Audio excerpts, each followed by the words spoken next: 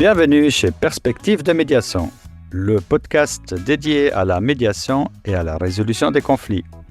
Je suis Pascal Guimperly, médiateur basé en Suisse. Avec nous, selon les épisodes, Joëlle Dunoyer, rédactrice en chef de la revue Intermédiaire, et Christelle Schirmer, membre de la rédaction. À travers nos émissions, nous contribuons au développement de la médiation et des modes alternatifs de résolution des conflits. Vous allez découvrir des conseils pratiques, des témoignages inspirants et des échanges et discussions variés avec des invités de marque. Nous vous proposons ces épisodes en partenariat avec la revue Intermédiaire, un semestriel en version papier et numérique, spécialisé en prévention et gestion des conflits. Pour ne rien manquer et pour nous soutenir, abonnez-vous à notre chaîne et partagez nos podcasts. Vous pouvez aussi laisser un commentaire pour partager vos avis ou pour poser des questions. Allons-y! Bonjour tout le monde et bienvenue sur cet deuxième épisode de Perspective de médiation avec Hélène de Kovačič qui nous parle du Québec et qui va nous raconter maintenant son parcours de médiateur et de juge. Alors, être juge et médiateur au Québec, Hélène, c'était comment? C'est fascinant. En fait, j'ai pratiqué de 94 à 2006 en médiation, temps plein, avec un petit peu d'arbitrage. Et vous savez, au Québec, c'est en 2000 qu'il y a eu des projets pilotes qui ont été mis en place par la juge Louise Otis de la Cour d'appel pour voir comment un juge pouvait agir comme facilitateur ou médiateur dans certains types de dossiers. Pourquoi? Parce que la possibilité d'agir ainsi existait déjà à Singapour, au Japon, mais c'est elle qui a eu le courage et l'originalité de le mettre en place à la Cour d'appel. Et le succès de la Cour d'appel est extraordinaire. Après une année, on réalise qu'alors que des gens ont déjà des dossiers avec des décisions, la décision en droit ne semble pas être satisfaisante pour les parties. Alors, c'est comme une bouée de sauvetage qui permet aux gens de dire, oui, on a une décision en droit, mais ça nous donne pas notre solution. On sait qu'il y a raison ou tort en droit, mais ça nous a pas donné une satisfaction sur comment on va vivre demain matin. Alors, la médiation faite par les juges a été implantée et intégrée dans notre système judiciaire en 2003 par ce qu'on appelle les conférences de règlement à l'amiable. Pourquoi conférences? Parce que dans le Code de procédure civile au Québec, on avait déjà ce qu'on appelle les conférences préparatoires et les conférences de gestion qui précèdent l'audience. Donc, la conférence de règlement à l'amiable était tout à fait le terme approprié. Et c'est grâce à un pouvoir inhérent qui était déjà donné aux juges des tribunaux judiciaires dans le Code de procédure civile, le pouvoir inhérent de concilier les parties. Alors, ça, c'était notre porte d'ouverture pour mettre en place les conférences de règlement à l'amiable. Et puis, ça a été un succès extraordinaire. Au début, c'était prévu pour des dossiers de longue durée pour diminuer le coût, autant pour les parties que pour les tribunaux, pour les justiciables. Alors, des dossiers de 3 jours et plus pouvaient se prévaloir d'avoir un juge qui allait agir comme médiateur. Ce qui est important dans notre processus de conférence de règlement à l'amiable, c'est de se rappeler que les juges doivent être formés à la médiation. On ne s'improvise pas médiateur dans un tribunal judiciaire ou extrajudiciaire. Ça, c'est la première démarche. Ensuite, le juge, s'il agit comme médiateur dans une conférence de règlement à l'amiable, comme facilitateur, il ne sera pas le juge de l'audience si jamais la médiation ne donne pas lieu à une entente. Ça, c'est très, très important. Dans le cadre de la médiation judiciaire, évidemment, pour que le juge soit saisi, il faut qu'il y ait un dépôt de recours. Donc, c'est ça qui ouvre la saisine du dossier. Et ce qui fait la force de notre système, c'est que les juges vont avoir des rôles d'audience ou des rôles de médiation dans la même année. Alors, le juge a une autorité morale parce qu'il détient l'information, il devient fiduciaire du droit. Il connaît la jurisprudence de son tribunal. Alors, il connaît les finalités. Là où il y a la difficulté, c'est de s'assurer que le juge ait cette formation de médiateur pour s'assurer que quand il fait la médiation, il y a la casquette du médiateur et qu'il n'ira pas influencer en se disant, mais si j'avais ce dossier-là devant moi, un peu à l'amiable, j'aurais tendance à dire ceci serait la solution. Pourquoi? Parce qu'on n'a pas le cadre structuré des règles de preuve qui préservent. Alors, le juge agirait comme amiable compositeur. Donc, ce qui est important, c'est que le juge soit un vrai médiateur et qu'il laisse la place aux parties pour s'exprimer et puis pour mieux comprendre des aspects du dossier qui n'ont pas encore eu la chance de discuter. Pourquoi? Parce que c'est une recette, d'aller à la cour.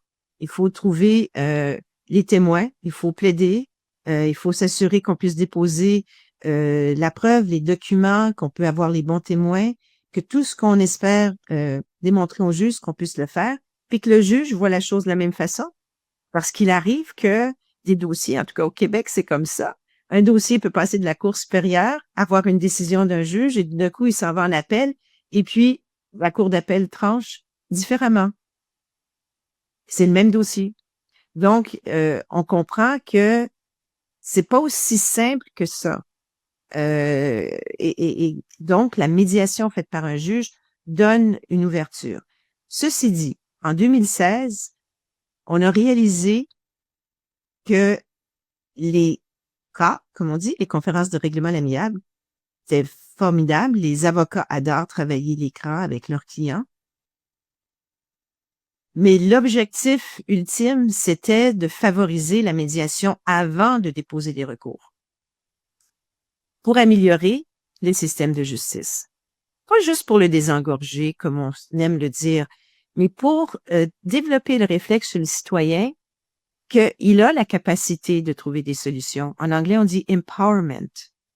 Ici, oui, et c'est important. On n'est pas des victimes. On a les capacités et bien encadré dans un processus de médiation, les parties peuvent trouver des solutions à l'amiable. Et ça, c'est beaucoup plus valorisant dans une société que d'attendre que de déposer un recours devant les tribunaux. Et ça, c'est ancrer les désaccords, parce qu'il est beaucoup plus difficile de trouver une solution lorsque on s'est accusé mutuellement, noir sur blanc dans un document, avant de déposer des accusations écrites, de dénoncer des choses ou de se reprocher des choses et d'essayer de se trouver une entente. Tu disais, Hélène, pardon, Christelle, tu disais c'est pour la deuxième instance, c'est ça? La médiation, c'est dans toutes les...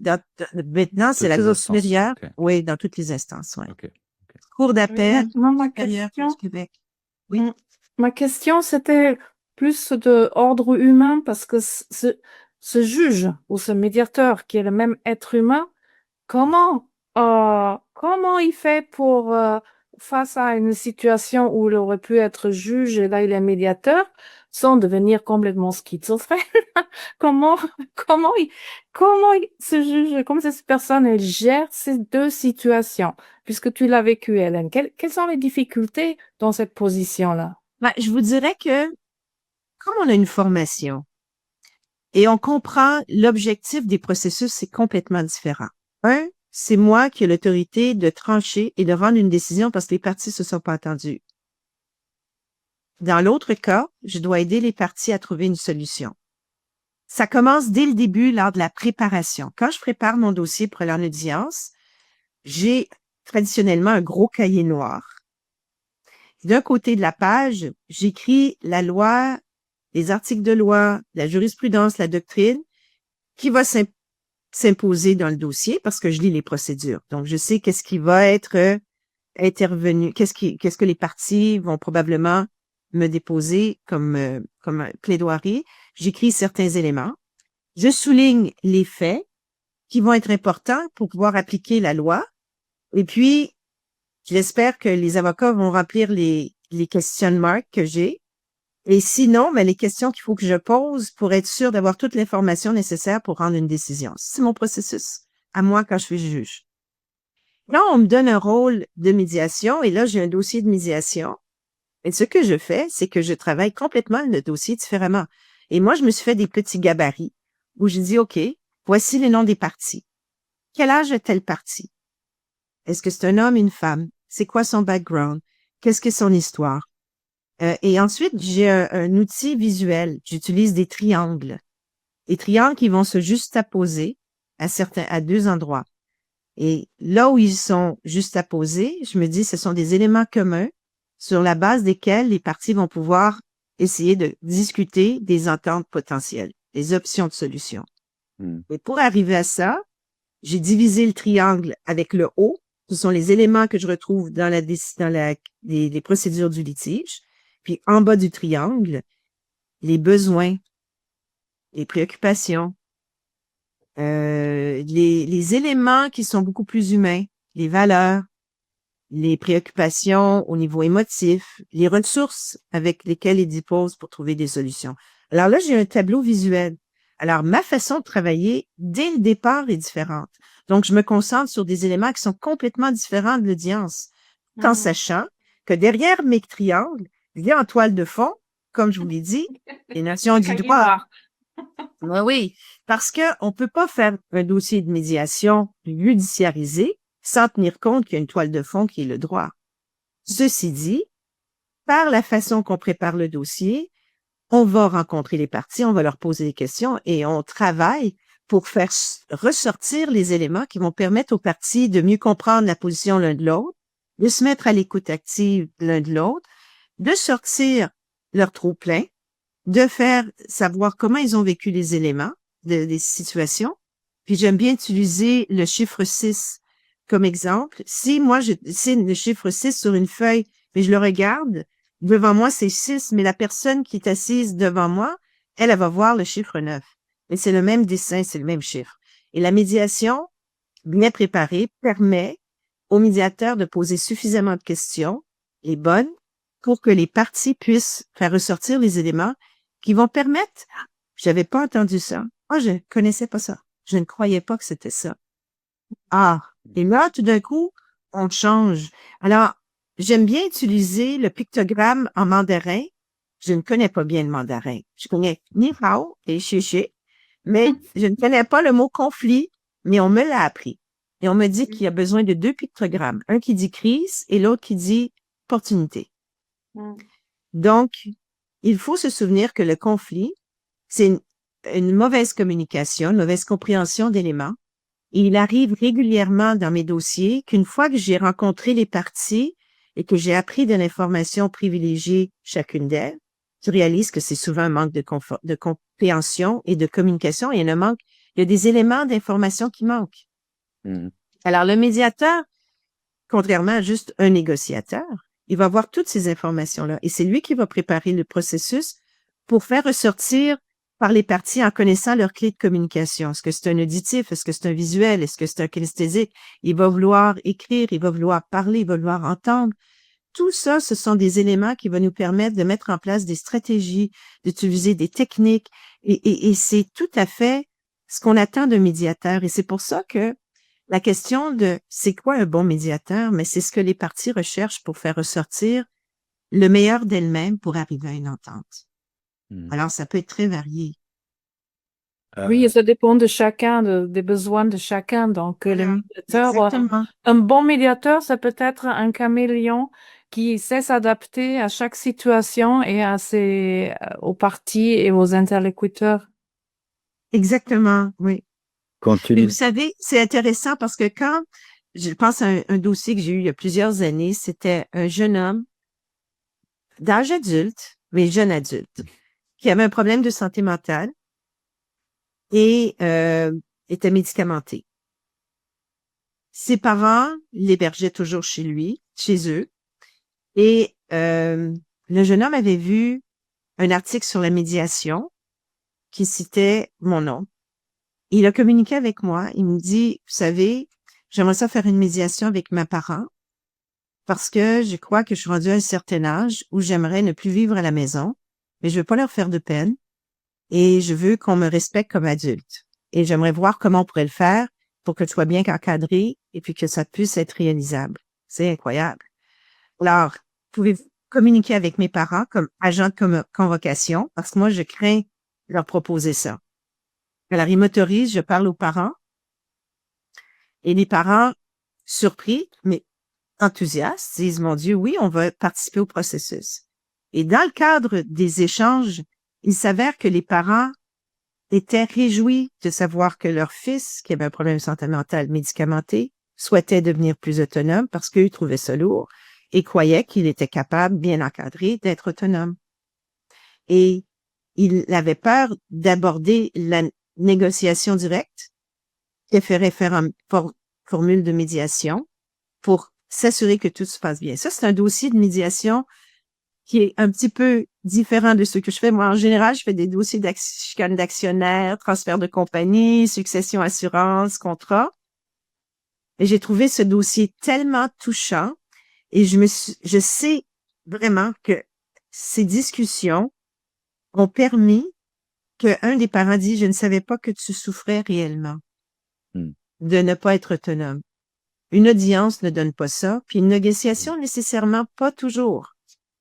Parce qu'il faut savoir comment s'exprimer de façon non violente. Et c'est Faire émerger justement cette protection, parce que le jeune homme voulait protéger ses parents, ne pas leur faire le mal, et eux, ils avaient peut-être peur de lui proposer de devenir autonome, parce qu'ils pouvaient penser ils veulent plus de lui ou veulent le mettre dehors. C'est très touchant. Ouais. Et puis, et comme juge, j'ai un dossier que je voudrais partager avec vous, qui était très intéressant, qui a été publicisé, donc sans donner les détails, mais c'est dans le cadre d'une expropriation où le dossier était prévu pour 1 mois. Et la particularité au tribunal administratif du Québec, dans la section des affaires immobilières en expropriation, c'est que on siège 2 juges à parité juridictionnelle, un juge juriste et un juge non juriste, mais évaluateur agréé. Intéressant. Donc, là, vous comprenez pourquoi j'étais heureuse de travailler dans ce tribunal, parce que ça me faisait penser à ma comédiation multidisciplinaire. Et c'est pour ça que j'ai adoré pendant j'ai travaillé 16 ans comme juge au tribunal et j'ai adoré ça. Et donc, on regarde, ma collègue et moi, le dossier, puis je dis, il me semble que ça pourrait être un beau dossier de médiation. Alors, on propose aux avocats la médiation. Il y avait 3 parties parce que c'était une partie qui avait acquis un terrain qui se situait sur 2 municipalités. Et il s'avère que les municipalités, vous savez, avaient exproprié cet entrepreneur pour préserver le terrain comme un parc.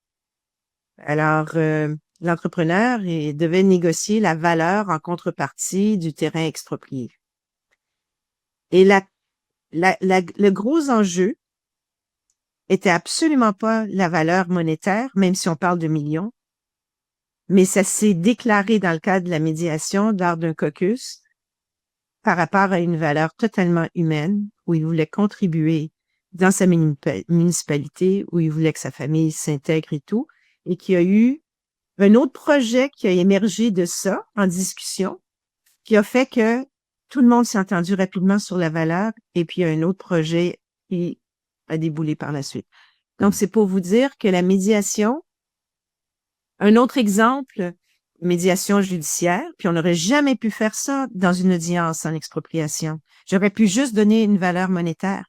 Après 1 mois de dossier, alors que là, en 4 jours, sur une période de 5 jours, il y a eu une journée de réflexion avec des devoirs et tout, mais les parties se sont entendues.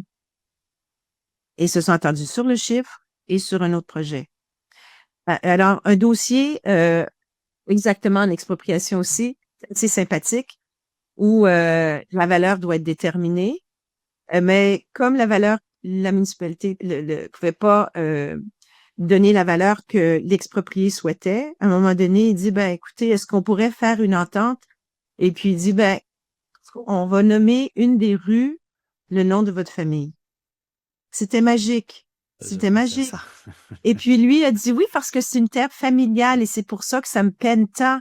C'est pas tant l'argent, c'est toute l'histoire de la famille parce que c'était une terre agricole. Alors, c'est magnifique. La médiation permet des choses que l'audience ne permettra pas. Ouais. Pour dire que c'est pas un ou l'autre. Il faut se rappeler qu'un mécanisme n'est pas meilleur qu'un autre. Ils sont différents, ils répondent à des besoins spécifiques différents. Ils ont des solutions. Ils sont spécifiques également. Alors, vous savez, nous, on a été habitués, on a été formés à l'université. J'ai été formée, il n'y avait pas de médiation. On faisait de la négociation où on faisait noir ou blanc et puis on allait à la cour. Aujourd'hui, à l'université, on forme les étudiants à la médiation, à la négociation raisonnée, à la négociation collaborative. Et de plus en plus, on voit les jeunes qui sont intéressés, interpellés par ça. Vous savez, j'ai été appelée en 2016, au moment où le Code de procédure civile au Québec a été modifié. J'ai reçu un mandat du gouvernement par décret pour mettre en place une clinique de médiation à l'Université de Montréal dans la faculté de droit. Alors, vous avez le rapport de ces 3 années-là. Vous allez juste savoir ce rapport médiation, clinique de médiation de l'Université de Montréal 2016-2019. Il y a eu 32 partenaires qui ont participé à ça, plus de 100 étudiants, et les étudiants n'avaient aucun crédit scolaire. Ils le faisaient de façon volontaire. Ils étaient passionnés par ça. Les étudiants cherchent la justice. La notion de justice n'est plus la même. Nous sommes dans un monde où la pluralité existe, vous savez. On est dans un monde avec la mondialisation où des sociétés plurielles, on s'adapte aux réalités culturelles, linguistiques, sociales qui sont très variées. Et donc, il faut qu'on s'adapte. Une norme ne peut pas nécessairement répondre à tous les besoins. Et je crois que la médiation répond particulièrement bien à cela quand c'est la régulation entre les individus. C'est pas dans tous les dossiers, encore une fois. Est-ce qu'Hélène, vous avez, donc là, on parle de la médiation en tant que juge, dans ce cadre de ces conférences. Est-ce qu'il y a en parallèle à ça aussi la médiation judiciaire traditionnelle avec des personnes médiateurs, médiatrices complètement en dehors du système? Est-ce que les deux au Québec, c'est intéressant. Au fait, ce qui existe au Québec, c'est qu'il y a eu une évolution. Au tout début, le juge pouvait, on appelait ça le juge sans toge. C'était le projet pilote qui a existé au tout début, dans les années 90. Et là, il référait. C'était pas les juges qui faisaient, mais le juge référait et proposait aux avocats de s'inspirer d'une liste de médiateurs accrédités par le ministère de la Justice. Et là, ils allaient en médiation. Le médiateur était payé par le ministère de la Justice. Ça fonctionnait très bien. Moi, j'ai eu beaucoup de dossiers. Alors, Christelle, vous me demandiez comment je faisais ma pratique.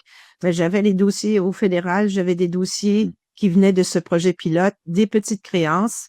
Et au fur et à mesure que les gens apprenaient que la médiation existait, le livre était publié, ben, les gens nous demandent. Et puis après, les dossiers se règlent, alors c'est du bouche à oreille. Alors, ce mécanisme a eu une vie jusqu'à l'an 2000. Et quand il a été suspendu, c'est là que Louise Otis a mis en place la conférence de règlement à l'amiable à la Cour d'appel. Et comme ça a été très populaire, ensuite est venu les CRA dans les autres tribunaux dans lesquels j'ai été impliquée pour mettre en place et former les juges un peu partout. Et tranquillement, les avocats allaient uniquement dans les CRA et non dans les médiations privées. D'où l'importance de faire un nouveau code de procédure civile au Québec en 2016, où le législateur dit, écoutez, on veut désengorger des tribunaux, on veut transformer notre système de justice parce qu'on sait que la médiation, elle est positive pour les citoyens. On peut donner du pouvoir aux gens, bien structurés, bien encadrés. Ils peuvent trouver des solutions mieux adaptées à leurs besoins qu'une règle de droit. Et ça comble le sentiment de justice dans notre société du 21e siècle. Alors, pour répondre à votre question, aujourd'hui, ce sont les CRA qui existent ou la médiation privée, mais on n'a pas le système que vous avez de référence payé par le gouvernement en civil commercial, seulement en familial. Merci beaucoup, Hélène. C'est très instructif et très passionnant. Donc, merci beaucoup, chers auditeurs et auditrices. Merci à vous. Restez avec nous. Restez Restez avec nous pour l'épisode 3. Pour ne rien manquer et pour nous soutenir, abonnez-vous à notre chaîne et partagez nos podcasts.